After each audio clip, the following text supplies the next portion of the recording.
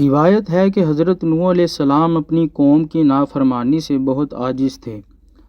انہوں نے اللہ تعالیٰ سے دعا کی کہ یا الہی اس نافرمان قوم پر اپنا عذاب نازل فرما۔ اللہ تعالیٰ نے آپ علیہ السلام کی یہ دعا قبول کی اور ارشاد فرمایا کہ میں بہت جلد زمین پر ایک زبردست عذاب نازل کرنے والا ہوں، تو اپنے اور اہل و عیال کے لیے کشتی بنا لے۔ حضرت نوح علیہ السلام نے اللہ کے حکم کے مطابق ایک کشتی تیار کر لی۔ مقررہ وقت پر جب طوفانی سیلاب آیا تو حضرت نوح علیہ السلام نے اپنے نافرمان بیٹے کو بھی کشتی میں بیٹھنے کو کہا، اے بیٹا، اگر تو اپنی سلامتی چاہتا ہے تو ہمارے ساتھ کشتی میں آ جاؤ، ورنہ پانی میں ڈوب جاؤ گے۔ کنعان حضرت نوح علیہ السلام کا بیٹا تیراکی میں ماہر تھا اور وہ اپنی اس خوبی پہ بہت مغرور تھا۔ اس نے بڑی بدتمیزی سے اپنے والد محترم کو جواب دیا، اے نوح، تو ہمارا دشمن ہے،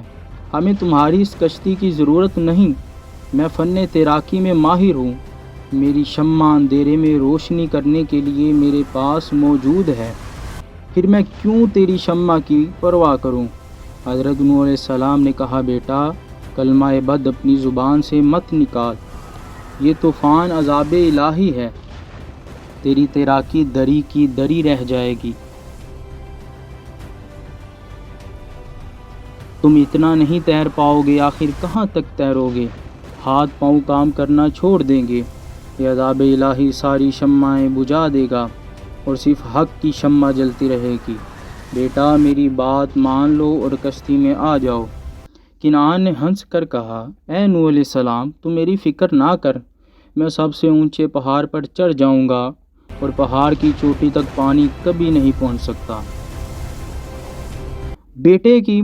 یہ بات سن کر حضرت نوح علیہ السلام چیخ اٹھے، اے بے خبر، ایسا مت کرنا، اس طوفان میں اونچے سے اونچا پہاڑ بھی مٹی کے ذرے کی طرح حقیر ہے، اور اللہ اپنے دوستوں کے علاوہ کسی کو بھی اس عظیم عذاب سے نہ بچائے گا۔ میری بات مانو، ضد اور غرور چھوڑو اور اس کشتی میں آ کر بیٹھ جاؤ، سلامت رہو گے۔ کنعان نے جواب دیا، اے نوح علیہ السلام، میں نے پہلے کبھی تیری نصیحت مانی تھی جو اب مانوں گا، تو مجھ سے اس بات کی امید کیوں کرتا ہے کہ میں تجھے سچا مانوں گا؟ یاد رکھ، میں دونوں جہانوں میں تجھ سے الگ ہوں۔ غرض یہ کہ حضرت نوح علیہ السلام نے ہر طرح سے اپنے بیٹے کو عذاب الہی سے ڈرانے اور سمجھانے کی کوشش کی، مگر ناکام رہے۔ اس بدبخت نے بحث و تکرار جاری رکھی، یہاں تک کہ ایک سرب فلک اور تیز و تند موج آئی اور کنعان کا سارا غرور اس میں بہہ گیا۔ بیٹے کا عبرت خیز منظر دیکھ کر آپ علیہ السلام کی آنکھوں میں آنسو آ گئے اور فرمایا، اے رحیم و کریم اور تمام جہانوں کے مالک، تو نے مجھ سے وعدہ کیا تھا کہ میرے اہل بیت اس طوفان سے محفوظ رہیں گے، پھر یہ کیا میرا بیٹا ہی؟ حق تعالیٰ نے جواب دیا، اے نوح علیہ السلام، جسے ہم نے غرق کیا وہ ہرگز بھی تیرے اہل بیت میں سے نہ تھے۔ دیکھو، جب تیرے دانت میں کیڑا لگ جائے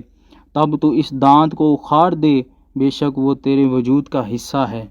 لیکن جب وہ تکلیف دیتا ہے تو اس سے بیزار ہو جاتا ہے اور خود سوچتا ہے کہ اس کا نکال ڈالنا ہی بہتر ہے،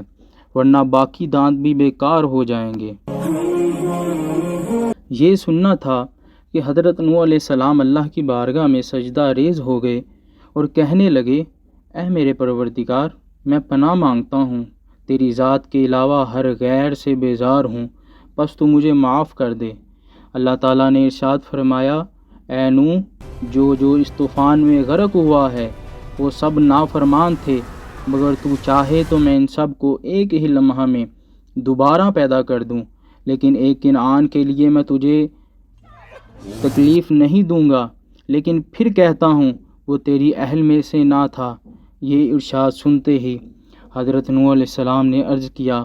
اے میرے پروردگار، میں ایسا نہیں چاہتا، میں تو تیرے ہر کام میں راضی ہوں، اگر تجھے منظور ہو تو مجھے بھی اس عذاب میں غرق کر دے، میں راضی برضا ہوں، اگر تو مجھے ہلاک کر دے گا تو وہ موت بھی میرے لیے زندگی ہی کی طرح ہوگی، میں تیری ذات کے علاوہ کسی اور پر نظر نہ رکھوں گا۔ جو اللہ تعالیٰ کے علاوہ کسی اور پر نظر رکھتا ہے وہ ذلیل و خوار ہو کر کفر میں مبتلا ہوتا ہے۔